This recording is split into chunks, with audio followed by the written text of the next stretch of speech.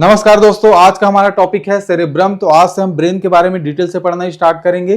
पिछले वीडियो में हम लोगों ने ब्रेन के सभी पार्ट्स के बारे में पढ़ा था। अब उन्हीं पार्ट्स के बारे में वन बाय वन करके डिटेल से पढ़ना स्टार्ट करेंगे। उसमें फर्स्ट पार्ट था सेरेब्रम, तो हम सेरेब्रम के बारे में डिटेल से पढ़ना स्टार्ट कर रहे हैं। इसमें सबसे पहले देख लेते हैं सेरेब्रम के डेफिनेशन, परिभाषा के बारे में कि सेरेब्रम होता क्या है। तो सेरेब्रम क्या होता है? The largest part of the brain. Cerebrum क्या है? हमारे ब्रेन का सबसे लार्जेस्ट पार्ट है, हमारे मस्तिष्क का सबसे बड़ा हिस्सा होता है। अब ये क्या करता है?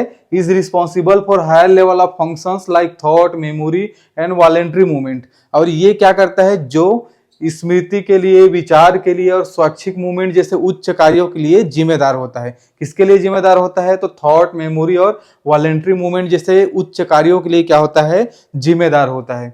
अब देख लेते हैं इसके लोकेशंस के बारे में कि सेरिब्रम कहाँ पाया जाता है। तो सेरिब्रम कहाँ पाया जाता है? तो it is located in the fore brain. Cerebrum कहाँ पाया जाता है? फोर ब्रेन में पाया जाता है। फोर ब्रेन जो हमारे मस्तिष्क को तीन भाग में डिवाइड किया गया है, फोर ब्रेन, मिड ब्रेन और हिंद ब्रेन। तो सबसे ऊपर वालों को क्या बोलते हैं? फोर ब्रेन बोलते हैं। तो ये फोर ब्रेन में पाया जाता है जो सेरिब्रम है वो, ठीक है। और कहाँ ऑक्युपाइज होता है? तो occupies the upper most part of the cranial cavity, ठीक है। अब जो ये हमारा सिर है, ये सिर को पूरा क्या बोलते हैं? क्रेनियल कैविटी बोलते हैं। ये जो स्कल है और जो फेशियल बोन्स है, सबको क्या बोलते हैं? एक साथ क्रेनियल कैविटी बोलते हैं। अब इसी क्रेनियल कैविटी में क्या होता है? ये सेरिब्रम सबसे ऊपर वाला पार्ट होता है। इसी क्रेनियल कैविटी में सबसे ऊपर वाला पार्ट होता है, सबसे ऊपर पार्ट में कब्जा करके रखता है, ठीक है। कपाल गुहा के सबसे ऊपरी भाग पर कब्जा करता है। कपाल गुहा क्या है? तो यही है क्रेनियल कैविटी। क्रेनियल कैविटी के सबसे अपर मोस्ट पार्ट में सबसे ऊपर पार्ट को हम क्या बोलते हैं? सेरिब्रम कहते हैं, ठीक है। अब सेरिब्रम क्या है? दो हेमिस्फीयर में डिवाइड है, divided into two cerebral hemisphere. तो राइट एंड लेफ्ट हेमिस्फीयर में डिवाइड है by longitudinal fissure. Longitudinal fissure के जरिए ये क्या है? दो हेमिस्फीयर में डिवाइड है। अब लॉन्गिट्यूडनल फिशर क्या होता है? तो लॉन्गिट्यूडनल फिशर क्या होता है? एक लंबा लाइन, एक लंबा दरार, ठीक है। लॉन्गिट्यूडनल मतलब हो गया ये लंबा, ठीक है, और फिशर मीन्स हो गया दरार। तो एक लंबा दरार क्या करता है?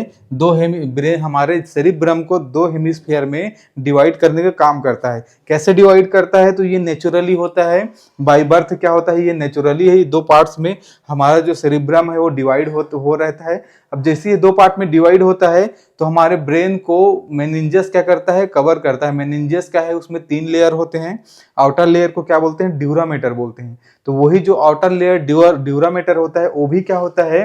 वो जो नेचुरली फिशर बनता है, नेचुरली जो दरार पड़ता है, उसी दरार में वो भी फोल्ड हो जाता है, वो भी अंदर क्या होता है? मुड़ जाता है। तो फिर क्या है? मुड़ जाता है तो एक संरचना बनता है, एक स्थान बनता है, एक लोकेशन बनता है।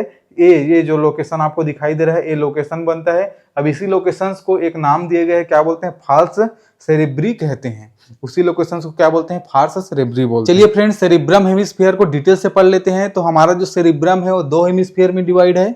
कौन कौन से दो हेमिस्फीयर? तो लेफ्ट हेमिस्फीयर जिसको बाह्यगोलार्ध बोलते हैं, और राइट हेमिस्फीयर दायागोलार्ध में। इन दो गोलार्ध में, दो हेमिस्फीयर में हमारा सेरिब्रम वो डिवाइड है। इसको डायग्राम में देख लेते हैं। अगर मैं ऐसे खड़ा होता हूं तो मेरे ब्रेन का सबसे ऊपर पार्ट जिसको सेरिब्रम बोलते हैं, ये दो हेमिस्फीयर में डिवाइड है। इस साइड को क्या बोलेंगे? लेफ्ट हेमिस्फीयर बोलेंगे, और राइट साइड में है इसको क्या बोलेंगे? राइट हेमिस्फीयर बोलेंगे। इसको डिवाइड कैसे करता है? तो ये जो डिवाइड होता है नेचुरली होता है, ठीक है। अब नेचुरली कौन सा डिवाइड करता है? तो ये लॉन्गिट्यूडनल फिशर डिवाइड करता है। एक लंबा दरार होता है जो इन दो हेमिस्फीयर को क्या करता है? बीच से डिवाइड करता है। जैसे बीच से डिवाइड होता है तो बीच में एक क्या होता है? एक लोकेशन, एक स्थान बच जाता है। तो इस स्थान को क्या बोलते हैं? फाल्स सेरेब्री बोलते हैं। फाल्स सेरेब्री कहा जाता है, ठीक है। अब इस राइट और लेफ्ट हेमिस्फीयर के बारे में थोड़ा डिटेल से पढ़ लेते हैं। तो ये क्या होता है? लेफ्ट हेमिस्फीयर क्या करता है? Control the right side of the body. अब जो ये मेरा लेफ्ट हेमिस्फीयर है ये क्या करेगा? मेरे राइट साइड की बॉडी को कंट्रोल करेगा, क्योंकि ये क्रॉस हुआ है, ठीक है। स्पाइनल कॉर्ड में जाके वहां से क्या हुआ है? क्रॉस हुआ है, ठीक है। तो ये लेफ्ट साइड हेमिस्फीयर क्या करेगा? राइट साइड की बॉडी को पूरा कंट्रोल करेगा। इस साइड का मेरा हाथ पैर, इस साइड का पूरा बॉडी को कौन कंट्रोल करेगा? तो लेफ्ट साइड का हेमिस्फीयर कंट्रोल करेगा। वैसे ही क्या होगा? जो राइट हेमिस्फीयर है वो क्या करेगा? Control the left side of the body. अब जो राइट हेमिस्फीयर है ये क्या करेगा? पूरा लेफ्ट साइड की बॉडी को क्या करेगा? ये कंट्रोल करेगा इस तरीके से, ठीक है। तो ये राइट क्या कर रहा है, लेफ्ट साइड के बॉडी को कंट्रोल कर रहा है, और लेफ्ट क्या कर रहा है, राइट साइड की बॉडी को कंट्रोल कर रहा है। अब इनके काम क्या होते हैं उसको देख समझ लेते हैं। तो जो लेफ्ट हेमिस्फीयर है वो लॉजिक तर्क का काम करता है। हम कुछ भी सोचते हैं और तर्क लगाते हैं, ये कौन करता है, लेफ्ट हेमिस्फीयर साइड में होता है।